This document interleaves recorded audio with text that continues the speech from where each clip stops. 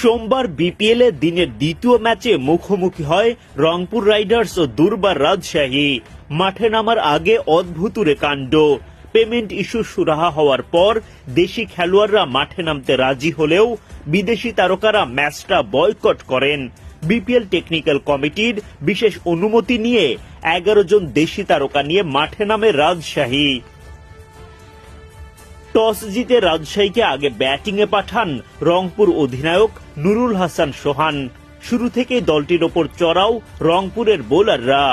ইনিংসের 3 নম্বর ওভারে জিশান আলমের স্টাম্প উড়িয়ে দেন মোহাম্মদ সাইফুদ্দিন।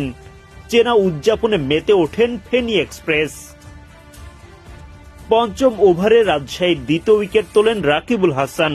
ডাউন দ্য উইকেটে এসে খেলতে গিয়ে স্টাম্পিং এর শিকার সাব্বির হোসেন। মাত্র 20 রানের মধ্যে 2 ওপেনারকে হারিয়ে ফেলে রাজশাহী। খুশদিল শাহর বলে উড়িয়ে মারতে গিয়ে বাউন্ডারি লাইনে শেখ মেহেদীর হাতে ধরা পড়েন মৃত্যুঞ্জয় চৌধুরী। 10 বল থেকে 10 রান করতে পারেন তিনি। লড়াইয়ের চেষ্টা চালিয়ে যাওয়া এনামুল হক বিজয় দুর্ভাগ্যের শিকার। দৌড়ে 2 রান নিতে গিয়ে রান আউট হন তিনি। সাইফুদ্দিনের থ্রোতে সোহান ভেঙে দেন স্টাম্প। 13 রান করে বিদায় ঘটে বিজয়ের।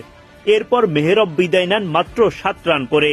52 রানের মধ্যে 5 উইকেট হারিয়ে ফেলে রাজশাহী।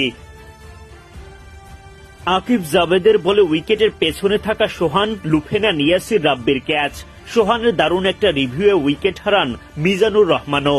এরপর আকবর আলী সহ বাকিরা চেষ্টা চালিয়ে যান, তবে তাতেও বড় পুঁজির দেখা পায়নি রাজশাহী।